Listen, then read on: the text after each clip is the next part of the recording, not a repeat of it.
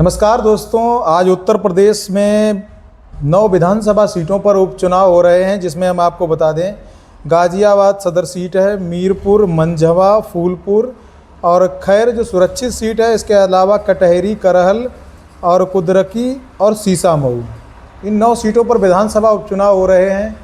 इन्हीं में से आज हम विधानसभा में जो सीसामऊ सीट पर है उस पर लगातार समाजवादी पार्टी के लिए प्रचार प्रसार कर रहे हैं। हमारे साथ पूर्व ब्लॉक प्रमुख रजनीकांत यादव हैं। इन्होंने लगातार सीसामऊ में प्रचार प्रसार किया। इनसे हम उनका सीसामऊ सीट का हाल जानते हैं। क्या ये लोग वहाँ पे चुनाव जीत रहे हैं कि नहीं जीत रहे हैं, और इनकी पार्टी वहाँ पर जीत रही है तो कितने वोटों से जीत रही है, इसी सिलसिले में इनसे हम बात करते हैं। तो सबसे पहले आपका प्रमुख जी बहुत बहुत स्वागत है। धन्यवाद आपका। तो शुरुआत की जाए, करिए आप। सबसे पहला हमारा आपसे प्रश्न है प्रमुख जी, इन उपचुनाव में सपा ने किन किन प्रमुख मुद्दों को लेकर प्रचार किया और आपकी पार्टी की क्या प्राथमिकताएं हैं? सबसे पहला आपसे प्रश्न है। आप देख ही रहे हैं जब से ये वर्तमान में भारतीय जनता पार्टी की सरकार है। जी जी। आपने देखा है इन्होंने दलितों के, पिछड़ों के, जी, अल्पसंख्यकों के अधिकारों पर इन्होंने कुठाराघात किया है। जी जी। इनसे जब कभी भी बात की जाए जी तो ये सांप्रदायिक बातचीत, सांप्रदायिक माहौल की बातचीत, जी जी। ये लोग कभी भी रोटी रोजगार की बात, जी। शिक्षा की बात, कभी भी ये लोग बात नहीं करते हैं। अच्छा प्रमुख जी, आपसे अगला प्रश्न है, 2024 के लोकसभा चुनाव के परिणामों के बाद क्या आपको लगता है कि सपा जातीय और सामाजिक समीकरण इन सीटों पर सफलता आपको दिला पाएगी? आप एक बात आप समझ लें, जी हमारे राष्ट्रीय अध्यक्ष जी जी आदरणीय श्री अखिलेश यादव जी ने जी पीडीए का जो संयोजन तैयार किया है, जी जी। हम लोग 90% लोग हैं। जी जी। अब आप एक बात बताइए, जी भारतीय जनता पार्टी से जब कभी संविधान के मुद्दे पे बात करें, जी जी। भारतीय जनता पार्टी धार्मिक मुद्दों पर बात करती है। जी भारतीय जनता पार्टी के लोगों से आप रोटी रोजगार पर बात करें, जी। ये मंदिर मस्जिद की बात करते हैं। जी भारतीय जनता पार्टी के लोगों से जब कभी आप शिक्षा पे बात करें, जी। ये हिंदू मुसलमान और हिंदुस्तान पाकिस्तान पर बात करते हैं। जी जी।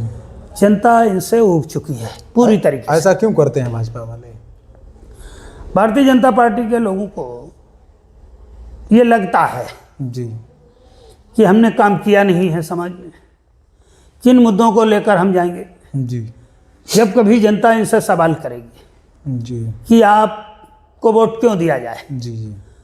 तो इन्हें पता है कि उस समय हम जवाब की स्थिति में नहीं होंगे। जी भारतीय जनता पार्टी वालों को सबसे सरल जी धार्मिक भावनाएं भड़काकर, जी जी धार्मिक मुद्दों को उठाकर, जी जी उन पर बरगलाकर लोगों का वोट हासिल करने की एक व्यवस्था के तहत ये काम कर रहे हैं, जी जिसमें अब ये सफल होने वाले नहीं हैं।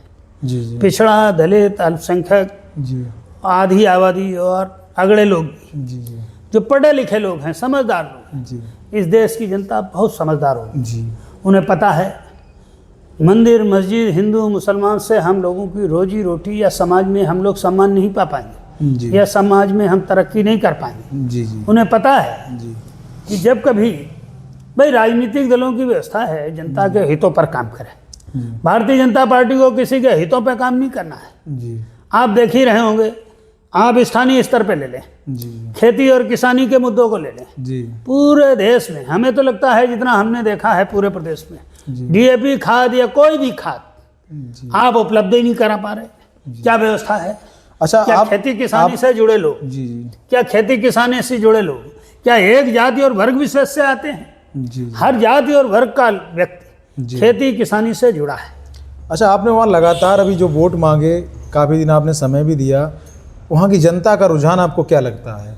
आप एक बात देख लीजिए, सीसामऊ हमेशा से समाजवादियों का गढ़ रहा है जी जी और ये अनवरत लगातार जीतती आ रही है। जी भारतीय जनता पार्टी की सरकार में भारतीय जनता पार्टी के लोगों ने जी विपरीत परिस्थितियों में इस चुनाव का माहौल तैयार किया। जी जी ऐसा भी नहीं कि कोई ऐसी स्थिति आई हो जिससे चुनाव की जरूरत हो। जी जी आपने वर्तमान में जीते हुए एमएलए पर फर्जी मुकदमे लगा के जी जी उसे कन्विक्शन करा के जी जी आपने उस व्यवस्था में चुनाव दिया कि लोगों में एक मैसेज जाए, जी जी एक माहौल बनाया आपने जबरदस्ती और उत्पीड़न करके कि सबसे पहले तो आपने फर्जी मुकदमे लगा दिए। ये जनता की शिकायतें हैं कि आपकी तरफ से है वहाँ की? वहाँ जनता की तरफ से ये सब है। जनता की शिकायतें हैं। जनता कहती है जब इरफान सोलंकी जीते हैं जी जी तो फर्जी मुकदमे, इस तरीके के फर्जी मुकदमे लगा के उन पर कन्विक्शन करा के आपने उसकी सदस्यता निरस्त कराई और उपचुनाव की व्यवस्था पैदा कर दी। जी जी बड़े बुरे दौर में जी हर समय जनता चुनाव के लिए तैयार नहीं रहती है। जी और जब आपने उपचुनाव करा ही दिया है जी तो वहाँ की जनता के भी जो हम लोग जाते थे जी। तो उन्होंने कहा देखें ये किस तरीके का माहौल देंगे हम। अब इनसे कहो कि हर बार उपचुनाव ही इस तरीके का माहौल जबरदस्ती सदस्यता निरस्त करा के जब हम हर बार जीता ही देंगे तो ये अपने आप समझ जाएंगे भारतीय जनता पार्टी के लोग जी। कि इस तरीके की व्यवस्था भी काम आने वाली हम लोगों को नहीं है। अच्छा, जैसे आपकी जो एक मीरपुर विधानसभा सीट है वहाँ पर रालोद का अच्छा खासा दबदबा है और रालोद का जो है भाजपा के साथ गठबंधन हो गया है। इस गठबंधन का समाजवादी पार्टी पर कोई असर पड़ेगा क्या? हम कह रहे हैं रालोद भी जो भारतीय जनता पार्टी के लोग होते थे वो कभी भी रालोद को सपोर्ट नहीं करते थे। जी वहाँ बड़े स्तर पर खेती और किसानी, रोटी और रोजगार से जुड़े लोग हैं। जी भारतीय जनता पार्टी के लोग खेती, किसानी और रोटी रोजगार के मुद्दों पे बात नहीं करते हैं। जी जी वो हिंदू, मुसलमान, हिंदुस्तान, पाकिस्तान और धार्मिक मुद्दों को भड़का के काम करते जी हैं। जी जी रालोद अपने आप को उसमें सहज महसूस ही नहीं कर रहा। जी। हम तो ये देख रहे हैं नहीं, फिर रालोद भारतीय जनता पार्टी के साथ क्यों गया? ये जब असहज नहीं महसूस कर रहे जी। तो इन्हें लगा कि राजनीतिक शॉर्टकट को अपनाया जाए और अपने निजी स्वार्थ के लिए ये लोग गए हैं। जी भाई अजीत सिंह जी हैं यहाँ, कोई इनके लिए एक फ्लो था समाजवादी पार्टी, जी। एक ही विचारधारा से संयोजन था। आदरणीय चौधरी चरण सिंह जी जो देश के प्रधानमंत्री रहे हैं जी उनकी व्यवस्था के अंतर्गत समाजवादी पार्टी की व्यवस्था में बहाव था जी और उसमें संयोजन था, उसमें बड़ा एडजस्टमेंट था अजीत सिंह जी का। अब उन्हें लगा कि विपरीत धारा में जाके अपने आप को असहज महसूस कर रहे हैं। हम देख भी रहे हैं, टीवी चैनलों के माध्यम से भी देखा और प्रिंट मीडिया के माध्यम से भी हम देख रहे हैं कि तमाम भारतीय जनता पार्टी के लोग जब कभी उनसे सवाल किया जाता है कि राष्ट्रीय लोक दल को आप कतई महत्व नहीं दे रहे हैं, भारतीय जनता पार्टी के लोग बड़ी होशियारी से कहते हैं नहीं नहीं नहीं, हम लोग बिल्कुल एक दूसरे के लिए पूरी तरीके से काम कर रहे हैं। जी। इस तरीके की बातें करके जनता को बरगलाने का काम करते हैं। भारतीय जनता पार्टी के लोग कभी भी देश के किसानों के साथ, कभी नौजवानों के साथ, कभी बेरोजगारों के साथ, कभी जनता के साथ, अच्छा, ये किन्हीं मुद्दों पर ये बात करना पसंद नहीं करते। जी नहीं, भाजपा के द्वारा दी जा रही पीएम किसान सम्मान निधि का आपके इस चुनाव पे असर नहीं पड़ेगा? आपको एक चीज़ आप बता दें, जी प्रधानमंत्री सम्मान निधि, पीएम सम्मान निधि, आप एक चीज़ आप देख लीजिए, इनसे पहले तमाम योजनाएं जनता के लाभ के लिए चलाई जा रही थी। जी उन योजनाओं में सारी योजनाओं को बंद करके जी एक पीएम किसान निधि, इन्होंने अपना एक पीएम किसान निधि के नाम से जी एक व्यवस्था अपनी तैयार कर दी। जी। उस व्यवस्था से अगर ये लाभ मिल रहा होता जी जी तो आप कल्पना करिए, जी इंडिया गठबंधन 43-44 सीटें जीता जी और 10-12 सीटें आपने बेईमानी की। पहले 60 सीटें थी, अब 50 सीटों से ऊपर इंडिया गठबंधन जीतने जा रहा था।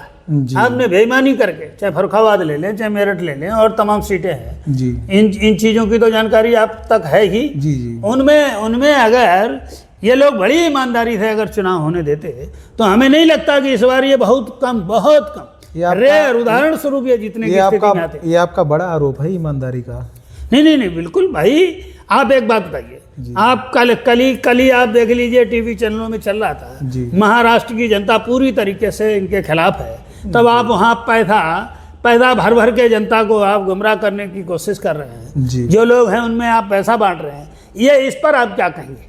क्या हम नहीं जानते हैं कि ये पैसे से खरीदने का काम करना है? भाई आपने काम किया है तो जनता को आपको वोट देना चाहिए। अच्छा, फिर पैसे की क्या जरूरत महसूस हो गई? आप शीशा मुंह में भी लगातार है तो शीशा मुंह से ही जुड़ी हुई बात करते हैं। आज वहाँ मतदान हो रहा है तो क्या आपके कार्यकर्ता, आपकी पार्टी के लोग बढ़ चढ़ कर मतदान कर रहे हैं? वहाँ बड़ी बेसब्री से, जी बड़ी मजबूती से वहाँ समाजवादी पार्टी के लोग वोट डाले। निष्पक्ष मतदान। अभी हमारे पास फोन आया, जी वहाँ जो बूथ पर कार्यकर्ता बैठता है, जी जी जी जो बीएलओ घर घर पर्ची बांट रहे हैं, उन लोगों ने तमाम समाजवादियों को चिन्हित कर करके उन्हें पर्ची नहीं दी। वहाँ बूथ स्तर पर जो लोग कार्यकर्ता अपना वस्ता लगा के बैठते हैं जी। उन पर पुलिस से भगवाया जा रहा, उन्हें वोट नहीं, पर्ची नहीं बनाने दे रहे। उन्हें ग्वालटोली में आप जानकारी कर लो, मेरे पास फ़ोन आए, आप जानकारी कर लीजिए। ग्वालटोली में आप वस्ता नहीं लगाने दे रहे, वस्ता नहीं लगाने दे रहे, लोग वोट डालें। मैंने लोगों से कहा इसी व्यवस्था से तो लड़ना है हम आपको जी। पूरे। तो उन्होंने कहा कि हम पूरे मन से वोट डाल रहे हैं और सीसामऊ की विधानसभा बड़े अभूतपूर्व अप्रत्याशित मतों से जीतने जा रही।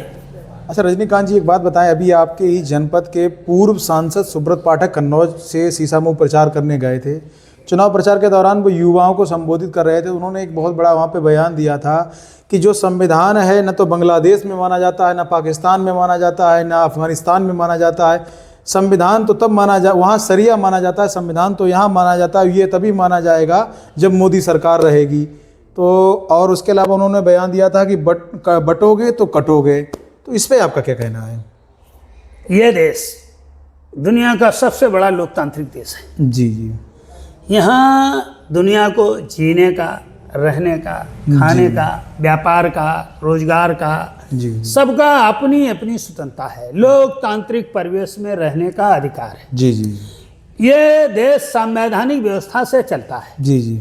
ये शरिया और इन सब बातों पर हम चर्चा नहीं करेंगे। जी जी। लेकिन जिस देश की जिस व्यवस्था के तहत जी कानून के तहत, कानून के दायरे में चलना चाहिए। जी जी। संविधान कभी भी कटने और बढ़ने की बात नहीं आती संविधान में। जी जी। संविधान में लिखा है हर जाति और धर्म के लोगों को जीने का उनको अपने अनुसार जीने का, रहने का, पूजा पाठ का अधिकार है। जी जब संविधान, ये भारतीय जनता पार्टी के लोग, जी जी। भारतीय जनता पार्टी के नेता जी संविधान को मानते ही नहीं जी। और एक तरफ मंच के माध्यम से कहते हैं कि लोगों ने एक माहौल बना दिया झूठा कि संविधान को खतरा है। हम सब, और संविधान को कैसे खतरा हुआ? जी जब आप उनके आरक्षण पर कुठाराघात करेंगे, जी जब आप उनके रहने, जीने, खाने की व्यवस्था पर सवाल उठाएंगे, जी। तो कैसे? संविधान में इन बातों को कोई जगह है ही नहीं। संविधान में इन बातों की कोई जगह नहीं है जी जी। कि आप किसी के हिंदू मुसलमान के नाम पर आप बात करेंगे। संविधान ये इजाज़त नहीं देता। हिंदुस्तान पाकिस्तान की आप बात करेंगे देश की जनता के साथ, संविधान इसकी इजाज़त नहीं देता। आरक्षण, जातिगत आप व्यवस्था की बात करेंगे, संविधान इसकी इजाज़त नहीं देता। छुआछूत और ऊपर और नीचे, छोटी जाति और बड़ी जाति की आप बात करेंगे, संविधान इसकी इजाज़त नहीं देता। और कैसे आप खतरा महसूस करेंगे संविधान का? प्रधानमंत्री, मुख्यमंत्री तो जो है दलितों के यहाँ भोजन करने जाते हैं। भैया ये लोग जाते हैं जी भोजन करने, अपनी व्यवस्था पहले से ही वहाँ पहुँचा दे। जो अभी आपने छुआछूत का मुद्दा उठाया है, तो ये तो वहाँ भोजन करते हैं, दिखाते हैं सोशल मीडिया। ये बड़े स्तर पे जी जी। भारतीय जनता पार्टी के लोग बहुत होशियार लोग। जी जी। ये जब किसी दलित के यहाँ जाएंगे जी तो पहले से अपनी थाली वहाँ पहुँचाएंगे। जी जी। पहले से रेस्टोरेंट से वहाँ उनका खाना चला जाएगा, या नहीं चला जाएगा तो वहाँ इनके लोग ही उसे बनाएंगे और उस दलित को, उस पिछड़े को बहका के केवल सामने बैठा के फोटो खिंचवाने का काम करते हैं कि हम आपके यहाँ खाना खाते हैं। व्यवस्था इनकी, बनाने वाले इनके, भोजन करने वाले ये खुद, और केवल दलित और पिछड़ों को ये बैठा लेते हैं घर उनका इसलिए कि लोगों में एक मैसेज जाए। भाई इस आडंबर की कब तक आप इस तरीके का प्रचार प्रसार कर पाएंगे? जनता सब समझ रही है। जी। समाजवादी पार्टी दलितों के साथ है। समाजवादी पार्टी पूरे के पूरे पीडीए के साथ है। जी। सारे के सारे पिछड़े वर्ग के लोग, सारे के सारे दलित वर्ग के लोग, सारे के सारे अल्पसंख्यक, अगड़े और आदिवासी लोग, इस देश की 80%, 90% जनता के विचारों से, जनता की परेशानियों से, जनता की सारी व्यवस्था से जुड़े मुद्दों से अपने आप को जोड़कर समाजवादी पार्टी देखती है। और उनके हक और अधिकारों की लड़ाई समाजवादी पार्टी के नेता हमारे आदरणीय श्री अखिलेश यादव जी पूरे देश स्तर पर लड़ाई लड़ रहे हैं, जिसका बहुत जा भी रहा है। जी जी जी। प्रचार प्रसार हो भी रहा है। अच्छा, संवेदनाओं को वो अंगीकृत भी कर रहे हैं पिछड़े और दलित और अल्पसंख्यक। अच्छा, अगला प्रश्न आपसे है, इन उपचुनावों को 2027 के विधानसभा चुनाव के संदर्भ में आप कैसे देखते हैं और ये सपा के लिए क्या संकेत देगा? देखिए, एक चीज़ तो आप मान लीजिए, जो उपचुनाव रहते हैं जी वो हमेशा सत्ताधारी पार्टियों के हिसाब से रहते हैं। 27 का ये सेमीफाइनल भी हो सकता है क्या? इसे हम सेमीफाइनल के रूप में इसलिए नहीं देखेंगे, जी हम लोग 9 सीटों में 8 सीटें जीतने जा रहे हैं। जी। लेकिन अगर एक कौन सी ये हार है? वर्तमान में अगर ये सत्ता जी अपने पुलिस प्रशासन का, अपनी मशीनरी का उपयोग, पुलिस का उपयोग, अपनी मशीनरी का उपयोग हम लोगों के लोकतांत्रिक अधिकारों पर कुठाराघात करके अगर न करें, जी। निष्पक्ष चुनाव होने दिया जाए, तो हम 9 में से 8 सीटें जीतने जा रहे हैं। 9वीं सीट- गाजियाबाद भी हम जी। इतनी बड़ी लड़ाई में हैं जी, जी। कि उसमें हम निश्चित तौर पे नहीं कह पा रहे हैं, जी जी लेकिन फिर भी अगर हम ये कहेंगे तो हम 9 की 9 सीटें हम लोग जीतने जा रहे हैं। जी। अच्छा, अगला प्रश्न आपसे है हमारा, इस बार कांग्रेस ने सपा का समर्थन किया है, क्या ये गठबंधन 2027 या उससे पहले और मजबूत हो सकता है?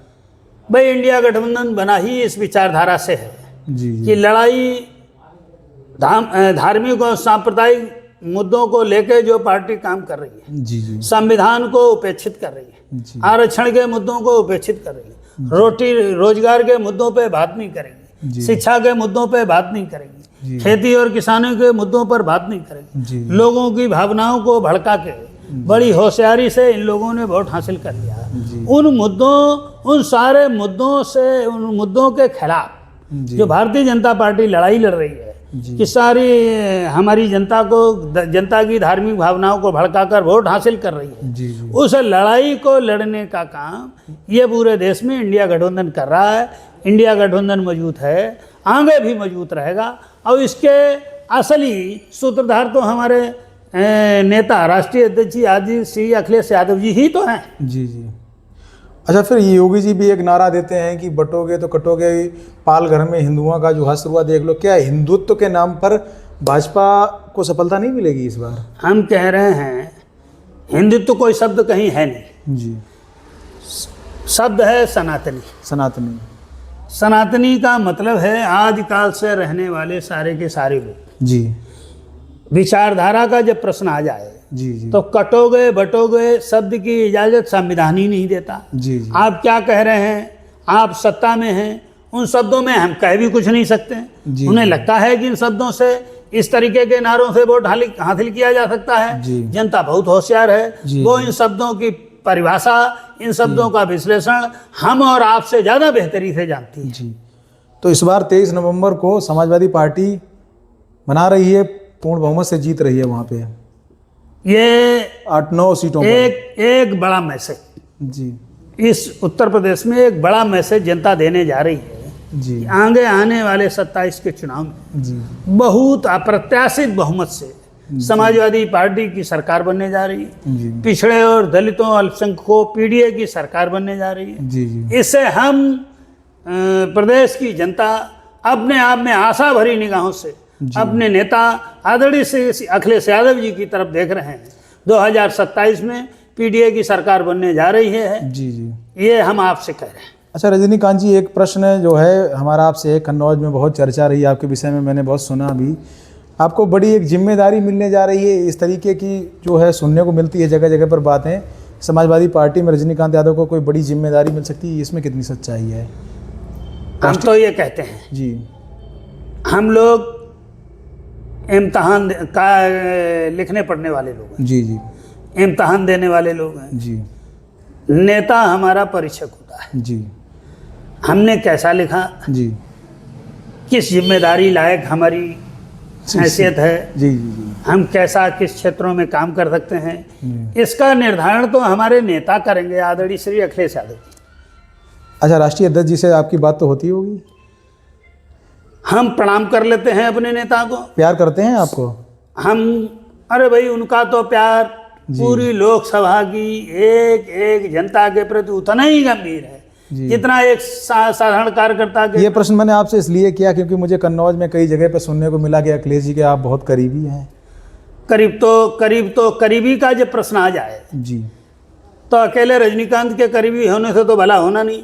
जी जी पूरे देश आप कल्पना करिए, 2.25 लाख वोटों से जिता दिया, जी और इसमें भी उस हालत में जब भारतीय जनता पार्टी की सरकार रही, जी तमाम उत्पीड़न किया कार्यकर्ताओं जी का, तमाम बेईमानी की। जी अगर ये निष्पक्ष चुनाव हो जाता तो कम से कम 5 लाख से हमारे राष्ट्रीय अध्यक्ष जी चुनाव जीतने जा रहे थे। जी जी और पूरी लोकसभा की एक एक कार्यकर्ता को हमारे नेता का स्नेह प्राप्त है, जी उसी में हम भी एक हिस्सा हैं। जी। अच्छा रजनीकांत जी, आप पर बुलडोजर कार्रवाई हुई थी, उसमें आपने आरोप लगाया था कि मुझे जो है सताया जा रहा है सत्ता के द्वारा, तो इसमें किस हद तक सच्चाई है? एक बात आपने देखी, जी वो हमारी उस समय बैनामा आप की भूमि थी। काफ़ी चर्चा में आप आए थे। वो हमारी बैनामा की भूमि थी जी और उस पर तमाम भारतीय जनता पार्टी के लोगों ने जी हमारा विरोध किया। जी उस पर प्रॉपर मेड़बंदी हुई, जी जी उसका सीमांकन हुआ। जी वो मामला परगना अधिकारी कन्नौज की अदालत में रहा। जी उसमें एक कमेटी गठित की गई, जी कमेटी ने निर्णय दिया। जी उसके बगल में जीएस लैंड है, जी उसमें कमेटी ने कहा जी जीएस लैंड के अतिरिक्त 6 डिसमिल और वहाँ पर जमीन है। जी जीएस लैंड को चिन्हित किया जी और जब उसकी पैमाइश हुई तो उसमें 6 डिसमिल और अतिरिक्त जमीन है। जी जी तो जब जीएस लैंड चिन्हित हो गई, 6 डिसमिल और ज़्यादा है, जी फिर हमने कहाँ पर गांव समाज की ज़मीन कब्जा कर ली। इन ये राजनीतिक मुद्दे हैं, इन पे लोगों ने हमारे खिलाफ जो किया सब समय का राजनीतिक द्वंद्व। सब राजनीतिक विद्वेष बस किया है, जी उससे हमें कोई शिकायत नहीं। तो दोस्तों, ये थे हमारे साथ समाजवादी पार्टी के कद्दावर नेता रजनीकांत यादव। आपने हमें समय दिया, उसके लिए आपका बहुत बहुत धन्यवाद। फिर मिलते हैं आपको किसी नेक्स्ट वीडियो में, तब तक के लिए नमस्कार। मैं हूं प्रभात और आप देख रहे हैं डिस्कवर इंडिया। धन्यवाद आपका।